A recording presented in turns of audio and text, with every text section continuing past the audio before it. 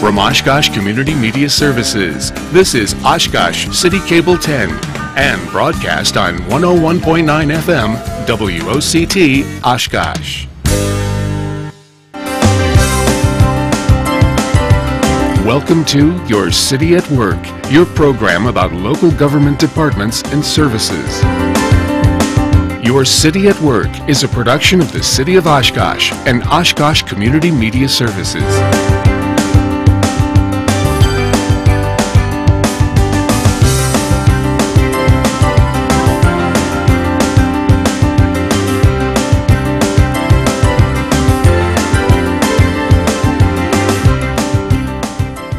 Hello everyone, and thanks for tuning in to another edition of Your City at Work. I'm your host, Nick Austin. On today's program, stormwater engineer James Robbie joins us to talk about a couple of big projects currently underway, and one which will get started here in the near future. And Transportation Director Chris Strong stops by to give us the lowdown on Go Transit's new routes. But first up, as promised, James Robbie joins us now on the program. James, thanks for being here. Thank you, Nick. James, a huge stormwater project that just got started here, just got underway, was the one right outside these doors at City Hall, the City Hall stormwater, underground stormwater storage tank, detention basin, if you will. You know, what is this project all about for people who actually haven't been down here to see it kind of firsthand? Well, really what this project is it's constructing a regional detention basin for the Division Street watershed, which is the one that City Hall and the safety building reside in. In this particular case, though, the detention basin itself is being built underground under the parking lot at City Hall. Mm-hmm. Now, pretty recently, I was told that the city was actually awarded a couple of grants for stormwater projects, and this was one of them that got a grant, was it not? Yes, it was actually. There are several state and federal grant programs that our engineering staff are continually monitoring and submitting project applications for, and we've been very successful in the past. The City Hall underground system received a DNR Urban Non-Point Source Construction Grant. Mm-hmm. So it's a water quality grant for constructing stormwater practices that improve the regional water quality from the city itself. So the underground detention system is being designed with a permanent pool, very similar to what a surface detention basin would be, mm-hmm. such that when water runs into the underground system, there's an area of still water where sediments can settle out over time before discharging back into the storm sewer. Very much like your typical surface detention basin. Now, looking at the live video that you see on the screen right now, obviously, this is the early stages of this project. How much more work is going to be, as you kind of see this and as it progresses, how much deeper is the hole going to get? How much more, I don't want to use the word chaotic because that's not the right word, but how much more moving parts and pieces will you see to this project as it continues to advance out of this infancy stage? Well, the shots that you're seeing on the camera right now is the contractor excavating the first 5 feet of for the detention basin mm-hmm. system. When the excavation is complete, the excavation will be very near 25 feet in depth. So this is kind of the first stage of it.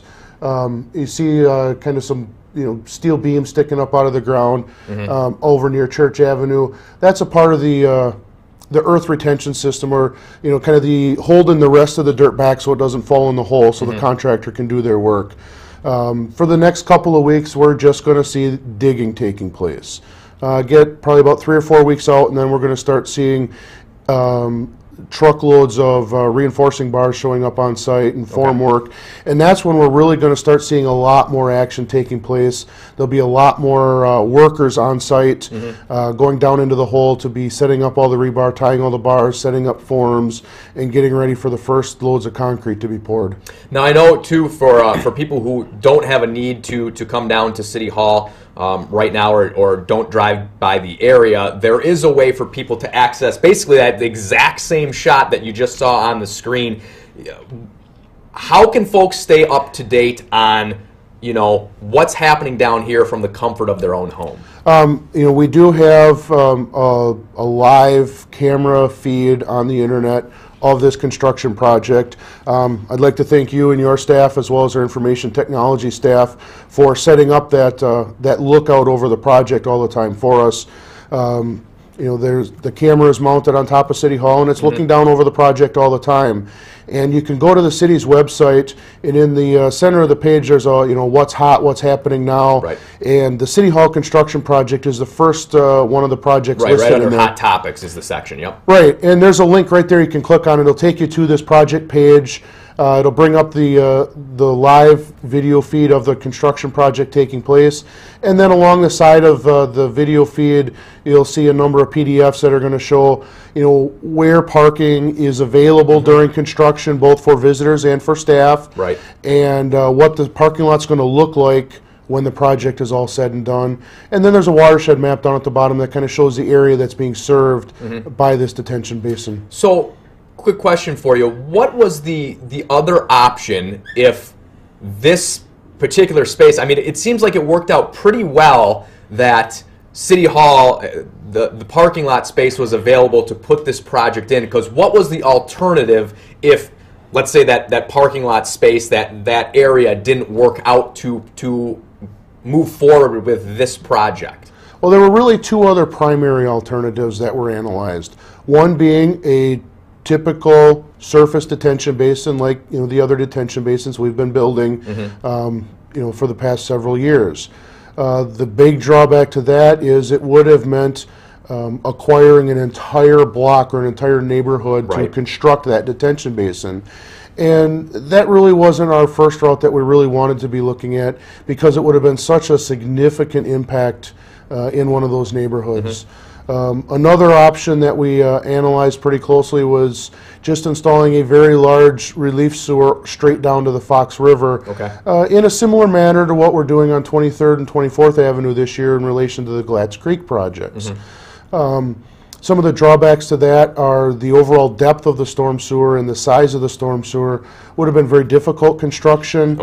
And the corridor down Jackson Street, there's a lot of historical uses that have impacted the soil and the groundwater with different types of contamination, primarily petroleum from former fill stations that line the corridor, but there are some other environmental concerns along the corridor as well. So by keeping the pipe a lot smaller going down Jackson Street, we're able to minimize the costs associated with dealing with those environmentally impacted soils. Now this particular project that's being taken care of out in the City Hall parking lot area, that is going to impact or help reduce flooding in the Division Street watershed area. What areas does the watershed cover? The Division Street watershed itself is generally bounded by Jackson Street on the west, Main Street on the east, New York Avenue on the north, and then the Fox River on the south. And everything upstream of kind of Division Street and Irving Avenue is being directed into this underground detention system. The areas that have experienced significant flooding that are going to see definite improvements are going to be the areas down in the vicinity of Division Street and Pearl Avenue. Down near the transfer station for the bus system and the former City Center mall and the City Center property. Sure. Now, I know this project is going to take a while, obviously. It's a very big project. It's going to go through up until November is the projected completion date, if you will. What are the general recommendations for people who need to actually stop by City Hall? If they have to come to City Hall, what are the recommendations? There is some visitor parking located on the western side of the building in what was formerly safety building parking lot areas. There are 30 or so stalls associated strictly for visitor parking in that area. Obviously, that's a lot more limited than what we used to have. So, really we recommend if you don't have to come down to City Hall, it's probably better if you don't. Water bills, utility bills, those things can be paid via the mail, or, there are other locations in the city where those can be dropped off and paid. The congestion here at City Hall, during the construction is going to be significantly increased.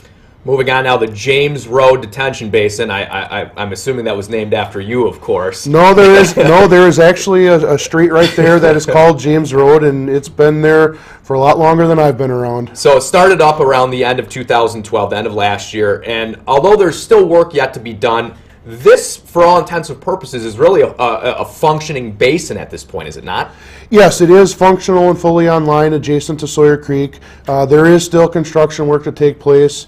The primary work that's necessary at this point in time is a lot of landscaping, touch-up, cleanup work. In addition to that, the detention basin site, but there's also some cleanup work and landscaping to be done over at the site where we deposited all those fill materials. And now this project, it is actually stopping water before it even gets into the city. Is that correct? It's slowing the water down before it gets to the city. It doesn't actually stop it, but it slows it down.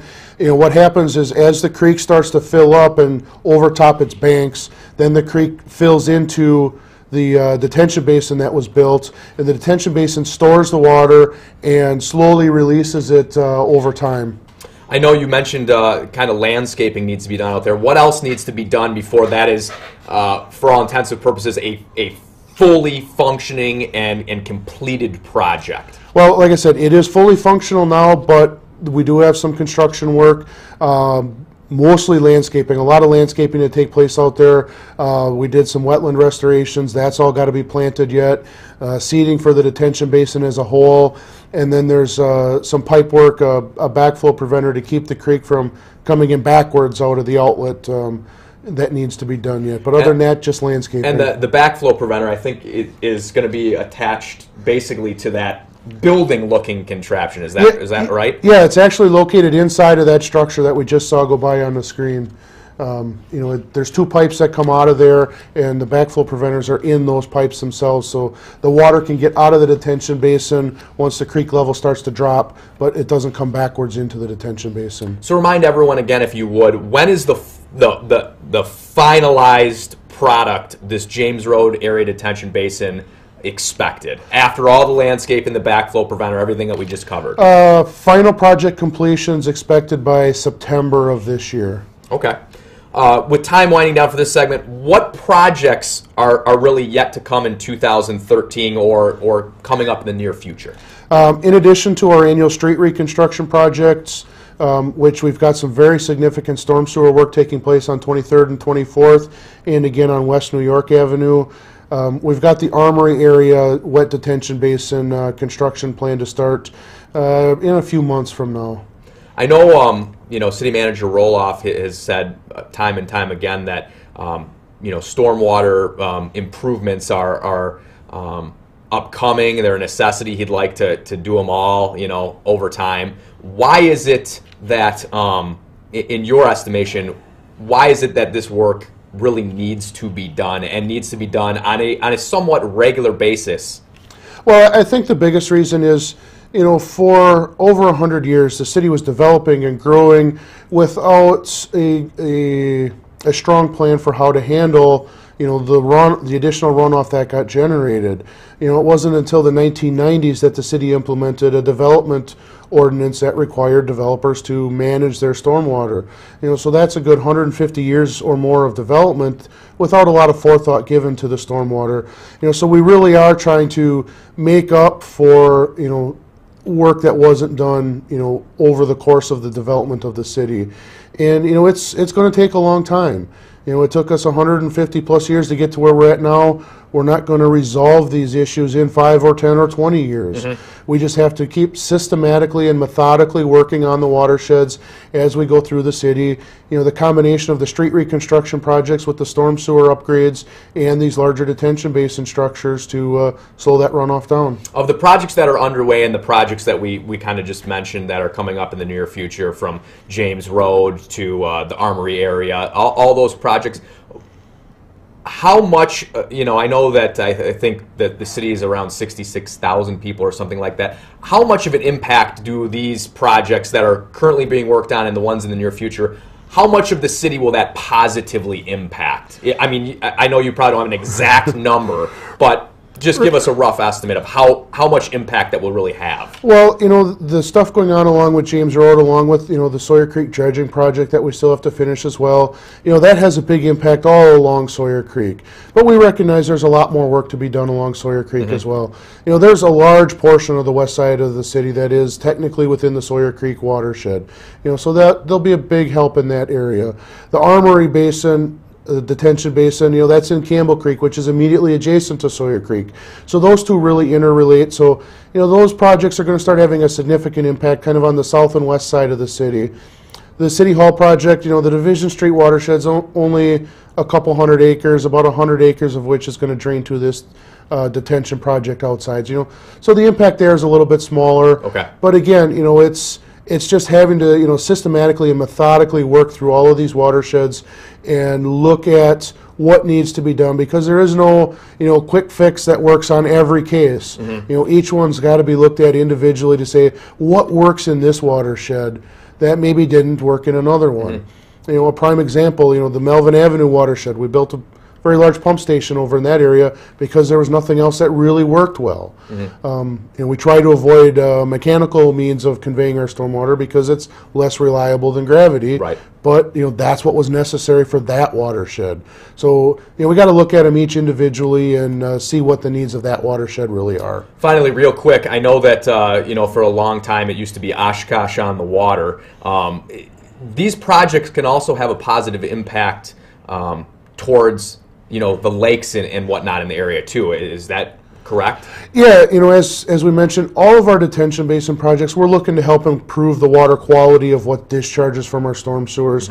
There are sediments and nutrients that are picked up in stormwater as it flows across the ground and across the pavements, and we're always looking with our projects to help remove those materials as well, to discharge a cleaner runoff to our local waterways, to make them more fishable, more swimmable, more usable for recreational purposes as well. All right, James. Well, thanks for the time, and thanks for joining us here on Your City at Work. That's all the time we have for our first segment of the show, but stay tuned because when we come back, Chris Strong says new routes could mean even more citizens go transit.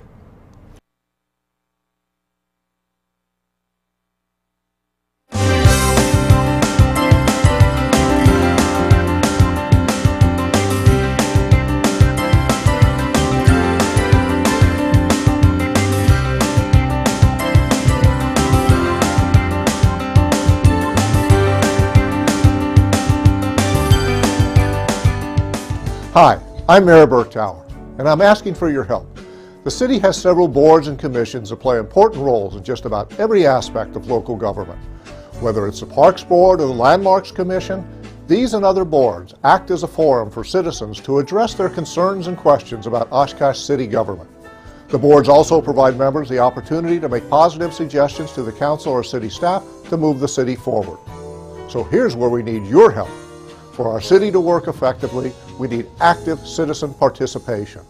Many of our boards and commissions currently need members. We're asking for just a few hours of your time each month to serve on one of our boards or commissions and help to ensure a strong democratic process.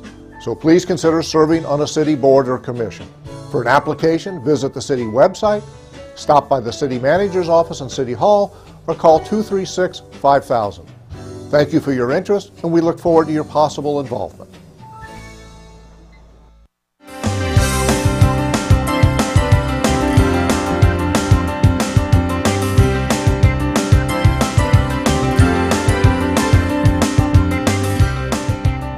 Welcome back to Your City at Work. As promised, we're joined now by Transportation Director Chris Strong. And Chris, big news for Go Transit, new routes effective April 1st. Very big news indeed, and thanks, Nick, for the opportunity to be here today to talk about them. Now, before we dive into what the new routes are and some more of the nitty-gritty, why was it decided to go with new routes? Was it convenience, ridership numbers? What was really the kind of deciding factor or factors to switching some things around?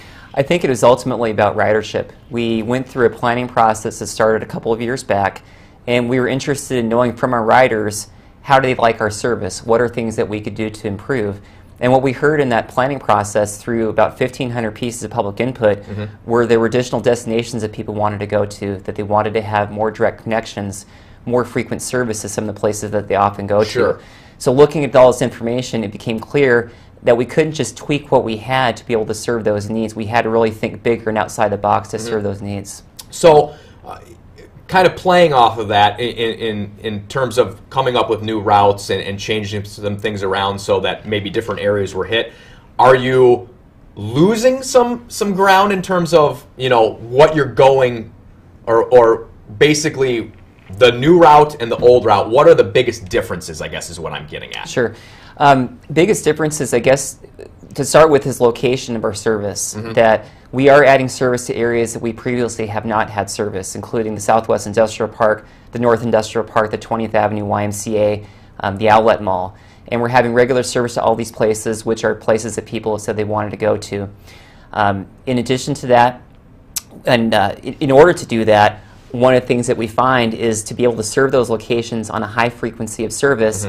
We have some routes that no longer go downtown, specifically Route 4 on the north side, Route 7 on the frontage roads, and Route 9 on the west side. To make those connect with everything else, we have time transfers more than just downtown that we have right now. We have several places throughout the city that people can transfer from the outside routes to the inside routes to have these frequent connections that we want them to have. The second thing is the time of our service, that people are used to our buses all converging downtown at a certain time. Well, we've kind of flipped some things around, that we want to start the day bringing people from the outside of the city into the middle and ending the day at the outside of the city, which is reverse what we did before. And as we do that, we have the opportunity to expand our service a little bit further into the evening. So in some cases, someone can get home on our buses at 6:30 or 6:45, which is later than they can on our current system. And the other piece that's really important for making things work is that we're going to a more formalized stop system. And what we're encouraging people with the new routes is to look for the signs, the green sign. And basically, we have these signs to help direct people so our drivers know where they can look for passengers. It helps improve the safety and reliability of the system. So there are some pretty significant changes, but at the same time, we have the same vehicles, the same friendly professional staff inside and outside our vehicles to make sure people get where they want to go. Now, where can people go to actually find out how these new routes will kind of impact their daily commutes? We have a lot of different options available. Certainly people can go on our buses, pick up route maps, they can talk to drivers. If people have computer access, there are a lot of options that are available there too. They can certainly email us at transit@ci.oshkosh.wid.us, or they can go to our website, www.ridego. And the website address is www.ridegotransit.com. And on this screen, there's a lot of information about our service that people may find interesting. But up here in the upper right part of the screen, there's a trip planner that's powered by Google Transit. And this is a really neat tool because someone can take a start location and they can type it as a landmark, as a street address, or as an intersection, and an end location. They can say whether they want to leave at a certain time or arrive at a certain time. They give the date and the time, and then they hit this button, Get Directions. And what we'll show you is, if you look up here, here's the A starting at North High School in this case, and the B going down to Festival Foods. And there are several different options based on when exactly you want to get there. So we said that we wanted to be there at 3:30 p.m. and says that you walk to the bus at North High, which is a very short distance on this particular trip. You transfer downtown to Route 5, and then you go to the West Transfer Center, which is basically where Festival Foods is at. And in other cases, there are multiple different route options that people may have available to them with different travel time options. So this is a really neat tool. It allows people to specify whatever origin and destination they want.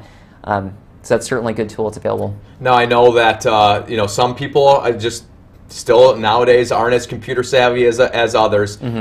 If you're not computer savvy, if you're not on the bus frequently enough to maybe pick up a map like you mentioned, who can riders contact if they need help figuring out this these changes, you know, instead of trying to do it on their own? Yeah, we certainly don't want anyone to feel like there's no one they could talk to. So they can call our office, 920-232-5340. and we have a number of staff who are available to answer questions about specific trips.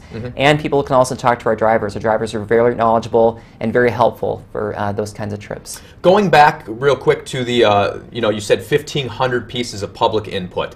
From that, I hope this isn't putting you on the spot too much, but from that, what was the biggest, I guess, need addressed by the mass public, and how was that need met with the new route? Well, it's a great question, because the top two needs were going into evening service, running our service a little bit longer, and going out to places like the 20th Avenue Y. And those are things that we've done.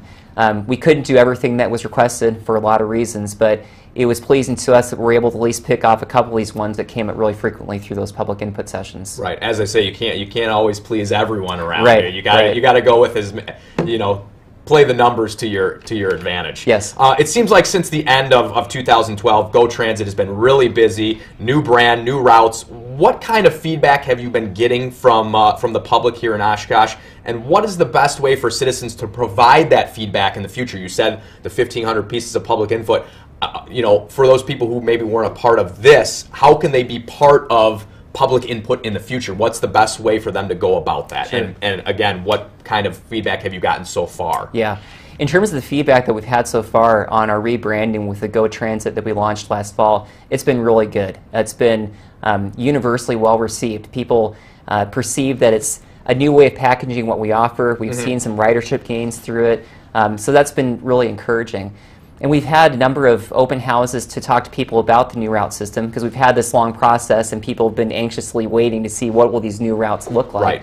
And feedback's been pretty good. There have been a number of people that have had questions about, okay, how do I take this trip that I've always taken on these new routes? In many cases, people have found that the new system works for them a lot better. In terms of how we want people to provide feedback to us, there are a variety of ways. Certainly the drivers are a great point of contact. They need to keep driving, so don't interrupt them. Right. But they're interested in hearing input. Certainly people can call our office. They can send email. There's a variety of ways like that. In 2012, I know you had a record amount of ridership from UWO, the university here in town. We had a press conference to celebrate the over, 100,000 rides it was. How are the numbers looking so far early in 2013 with regards to UWO? And it is another record-setting, year waiting in the wings. Numbers are looking pretty good so far. It depends on weather factors and things like that as we're early in the year, but they've been positive for the university as well as for our system as a whole. And I think with the new route system, because of the increased frequency of service that we have, including places like the university, I anticipate we're going to do really good with that ridership this year. Why is that collaboration in your mind between Go Transit and the university so key, so important to, I guess maybe not just current success, but maybe future success as well? I think from our perspective as a transit provider, we look at the university as a major activity of travel, a major center of travel activity in the city. You have all these students, all these faculty, all these different activities that go on, and it's in a fairly tight geographic area. It's pretty well situated to be served by transit. And so we find it's just kind of a natural ridership base that you can start to think through, okay, how can we serve this well? And if we're serving that well, then we'll be serving the population overall well too. And I think from the university's perspective, they have parking concerns. They're very interested in promoting sustainability, and they see what we offer as a great way to dovetail into their efforts. And I know that they try to promote us as one of the aspects of their campus environment. Finally, I know that like we said, you've had since the end of 2012 and into this early portion of 2013, a lot's been going on. I know it's going to kind of tailor off a little bit, but what is kind of upcoming for Go Transit here in the immediate future? I think immediate future is take a deep breath, because we have gone through a lot. Right. But what we're really wanting to do is, especially with these new routes, because this is a focal point of how people interact with the system, we want to know how they work. We're going to be looking at the ridership data. We'll be tracking the buses. We'll be talking to people. And there are some tweaks that we can make without completely overhauling the whole system. Right. As we move forward, we want to be able to tweak to make sure it serves people well. All right, Chris. Well, thank you for the time, and that's going to do it for this this edition of Your City at Work. But we really appreciate you joining us here on this episode. And folks, you can catch replay times or figure out what the replay times of the show are on our website, www.oshkoshcommunitymedia.org. And as always, thanks for watching. We'll see you next time.